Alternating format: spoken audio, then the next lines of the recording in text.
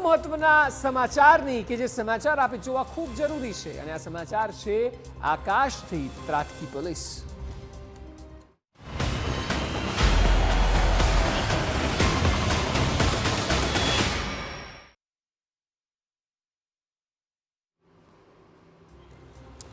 આપણે ફિલ્મોમાં જોયું હશે કે વિદેશની પોલીસ આધુનિક ગેજેટ્સના ઉપયોગથી કોઈ પણ કેસને ઉકેલે, પરંતુ જો હું તમને એવું કહું કે આવું ભારતમાં બન્યું છે તો તમે માનો? ભારતમાં પણ, ગુજરાત અને તેમાં પણ દાહોદમાં. આપને કદાચ માન્યામાં નહીં આવે, પરંતુ દાહોદ પોલીસે ચોર ગેંગને ડ્રોન થકી પકડી છે. જી હા, જુઓ આ રિપોર્ટ. આ જુઓ, આ છે કેલિફોર્નિયાનો એક કેસ કે જ્યાં પોલીસે ડ્રોન થકી એક આરોપીને ઝડપ્યો. જો આરોપી કેવો ભાગી રહ્યો છે, અને ડ્રોને તેને બરાબર પોતાની નજરમાં કેદ કરી લીધો છે. જાણે કે ડ્રોન કહી રહ્યું હોય કે ખબરદાર, જો આગો પાછો થયો તો તારી હલચલ કેમેરામાં આવી જ ગઈ છે. આ કેસમાં પછી પોલીસે ડ્રોનને લીધે જ આરોપીને ઝડપી પાડ્યો. હવે તમને થતું હશે કે આવું તો અમેરિકામાં જ થાય, ભારતમાં શક્ય જ નથી. પણ એક મિનિટ, અહીં તમે ખોટા છો.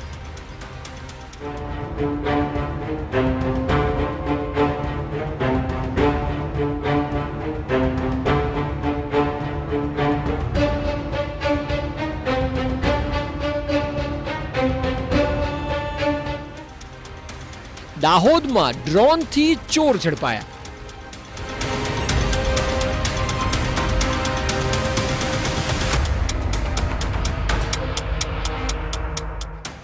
મંદિરમાં ચોરી કરનાર દબોચાયા.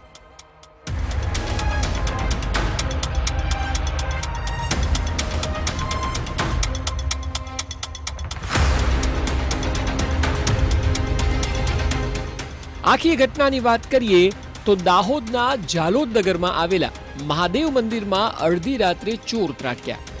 ચોરી કરે તે પહેલા આસપાસના લોકો જાગી જવાથી તેઓ ત્યાંથી ભાગી ગયા. લોકોએ પોલીસને બોલાવી અને પોલીસે ચોર ભાગ્યા તે દિશામાં આગળ તપાસ કરી. આગળ જતા 2 ચોર ઝડપાઈ ગયા, પરંતુ અન્ય ચોર ખેતરમાં છુપાયા હતા. તેથી પોલીસે તેમને પકડવા ડ્રોનની મદદ લીધી. પોલીસે ડ્રોનની મદદથી ચોરનું લોકેશન જોઈને તેમને દબોચી લીધા. દાહોદ જિલ્લા પોલીસ છેલ્લા 14 મહિનાથી ડ્રોન ટેકનોલોજીનો ઉપયોગ કરી રહી છે. તો આ થર્મલ ઇમેજિંગ નાઇટ વિઝનવાળું જે ડ્રોન છે તે તાત્કાલિક ડીવાયએસપીએ ત્યાં મગાવ્યું, અને એલસીબીની ટીમ સાથે એ ડ્રોનનો ત્યાં ઉપયોગ કરી અને જંગલમાંથી આરોપીને લોકેટ કરેલો. લોકેટ કર્યા બાદ આખો એરિયા કોર્ડન કરી અને એ આરોપીને પકડી પાડવામાં સફળતા મળેલી છે.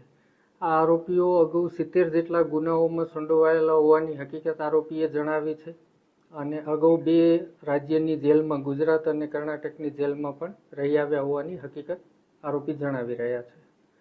આજરોજ આરોપીને કોર્ટ સમક્ષ રજૂ કરતા 7 દિવસના રિમાન્ડ મળ્યા છે. જે પ્રકારે જિલ્લાના એસપી અને તેમની ટીમ દ્વારા કામ કરાયું છે, તેને જોતા સ્થાનિકો પણ પોલીસને હૃદયપૂર્વક આભાર માની રહ્યા છે.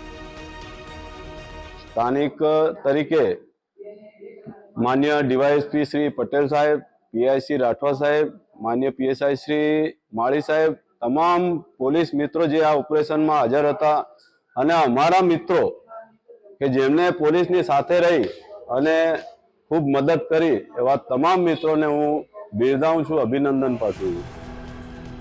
આખા મામલાની નોંધ ગૃહ રાજ્યપ્રધાન હર્ષ સંઘવીએ પણ લીધી. તેઓએ ટ્વીટ કરીને કહ્યું કે દાહોદ એસપી અને ટીમને મારા અભિનંદન. શું તમે ક્યારે વિચાર્યું છે કે જિલ્લાની પોલીસ કોઈ કેસને ઉકેલવા માટે થર્મલ ઇમેજ નાઇટ વિઝન ડ્રોનનો ઉપયોગ કોઈ કેસ માટે કરે? ગ્રામીણ પોલીસનું સ્તર ઊંચું થઈ ગયું છે.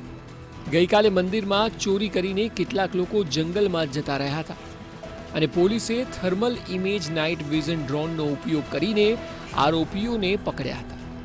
મને ડીએસપી દાહોદ અને તેમની ટીમને અભિનંદન આપતા ગૌરવ થાય છે. હવે આપને એ પણ જણાવી દઈએ કે આખરે આ પ્રકારના થર્મલ સેન્સિંગ કેમેરાની વિશેષતા શું છે. આ કેમેરા ગરમી ઉત્સર્જિત કરતા પદાર્થોને જોઈ શકે છે, જેથી તે અંધારામાં માનવ શરીરની ગતિવિધિ આપી શકે. અંધારા કે ગાઢ ધુમ્મસમાં ચોરને પકડવા સૌથી મહત્વનું સાબિત થઈ શકે છે. તેની વિશેષતામાં સુરક્ષા અને મોનિટરિંગ ખાસ છે. ગાઢ જંગલ જેવા પ્રદેશમાં પ્રવેશ કે ચોરને શોધવા માટે તે વપરાય છે. રાત્રિ દરમિયાન ઘૂસણખોરી અટકાવવા માટે પણ યુઝ થાય છે. અગ્નિશામક દળમાં પણ ઉપયોગી છે અને ધુમાડા અને આગવાળી પરિસ્થિતિમાં લોકોને શોધવા માટે પણ ખૂબ જ મહત્વનું છે. એ સિવાય મેડિકલ અને હેલ્થકેરમાં શરીરના તાપમાનમાં ફેરફારની ઓળખ માટે પણ તેને વપરાય છે. તાવ અને સંક્રમણનું પ્રમાણ જાણવા માટે પણ તેનો ઉપયોગ થાય છે. વાયુસેના અને જાસૂસીમાં કોઈ પણ અવરોધ વગર સામેના લશ્કરની ગતિવિધિ જાણી શકાય છે. એ સિવાય અવાજનું અનુકૂલન કરવા માટે પણ તેનો ઉપયોગ થાય છે. એટલે એક વાત તો અહીં ચોક્કસ છે કે આ ડ્રોન તેની તમામ બાબતોને લઈને સૌથી સુરક્ષિત માનવામાં આવે છે.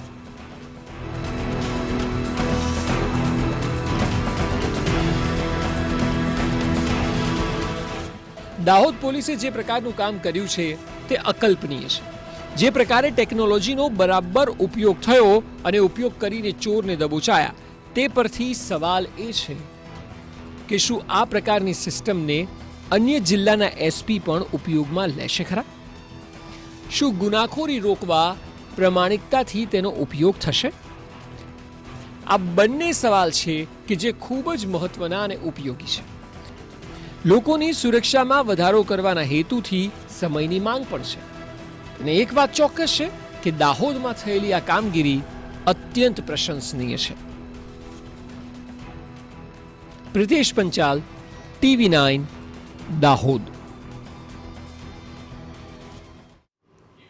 તો આપણે જોયું કઈ રીતે ડ્રોન ટેકનોલોજીનો ભરપૂર ઉપયોગ કરવામાં આવ્યો. જો કે ડ્રોન ટેકનોલોજીનો દાહોદ જિલ્લા પોલીસ દ્વારા છેલ્લા 1 વર્ષથી અલગ અલગ ક્ષેત્રે સતત ઉપયોગ કરવામાં આવે છે, જેમાં મુખ્યત્વે જે કામગીરી આપ જોઈ રહ્યા છો તેને સફળતાપૂર્વક પાર પડાય છે. દાહોદ જિલ્લામાંથી 70 kilometre Indore Ahmedabad national highway પસાર થાય છે, જેના ઉપર અગાઉ હાઈવે લૂંટના બનાવો વારંવાર બન્યા હતા અને આ લૂંટનો પણ પર્દાફાશ ડ્રોન થકી કરવામાં આવ્યો હતો. લોકોમાં સુરક્ષાની ભાવના વધારવા માટે રાજ્યમાં પ્રથમવાર સલામત હાઈવે બનાવવા એરિયલ પેટ્રોલિંગ ડ્રોનની મદદ લેવામાં આવે છે, જેના કારણે છેલ્લા 1 વર્ષમાં 1 વર્ષ અને 2 મહિનામાં એક પણ હાઈવે લૂંટનો બનાવ અહીં બન્યો નથી. અને જે છેલ્લો બન્યો હતો તેનો વિડીયો પણ આપ જોઈ શકો છો. તો દાહોદ જિલ્લામાં મોટાભાગનો વિસ્તાર ગીચ જંગલ પહાડોથી ઘેરાયેલો છે, ત્યારે મધ્યપ્રદેશ રાજસ્થાન બોર્ડર ઉપર આવેલ છે. આ ગીચતાનો લાભ લઈને આરોપીઓ ગાંજાનું વાવેતર મોટા પ્રમાણમાં કરતા હોય છે અને ટેકનોલોજીની મદદથી AI અને મશીન લર્નિંગનો ઉપયોગ કરીને 8 કેસોનો પર્દાફાશ કરવામાં આવ્યો છે. આંતરરાજ્ય સરહદો ઉપર પ્રવેશતા વાહનો ઉપર ગેરકાયદેસર ચીજ વસ્તુઓની હેરફેર અટકાવવા માટે પણ ડ્રોન ટેકનોલોજીનો ઉપયોગ થાય છે, જેમાં નાર્કોટિક્સ ડ્રગ્સની હેરફેર કરતા વાહન કતવારા ચેકપોસ્ટથી ભાગી ગયેલ અને ગ્રામીણ વિસ્તારોમાં બિનવારસી છોડી દીધેલ જે ડ્રોનની મદદથી શોધી પાડેલ. ડ્રોન ટેકનોલોજીનો ઉપયોગ કરીને ઘણા લાંબા સમયથી નાસ્તા ફરતા આરોપીઓ પણ પકડવામાં સફળતા મળી છે. પોલીસ દ્વારા આરોપીઓને પકડવા ડ્રોન ટેકનોલોજીની મદદથી લાઈવ ઓપરેશન હાથ ધરવામાં આવે છે. જિલ્લામાં મુખ્યત્વે આરોપીઓ મધ્યપ્રદેશથી રેલવેમાં આવીને ગુનાઓને અંજામ આપે છે અને નેશનલ હાઈવે અને રેલવે ટ્રેક સમાંતર હોય હાઈવેમાં રેલવે ટ્રેકનો ઉપયોગ રોબરીમાં થાય છે અને એટલા માટે તેને પણ નાશ કરવા માટે ડ્રોનનો ઉપયોગ થાય છે. આપ જુઓ કે કયા પ્રકારે તસ્કરી હોય કે પછી હાઈવે ઉપર કોઈ પણ પ્રકારની ગેરરીતિ હોય કે પછી ગાંજાની ખેતી હોય, બધી જ બાબતોનો ઉકેલ છેલ્લા અનેક સમયથી દાહોદ પોલીસ ડ્રોન મારફતે લાવે છે.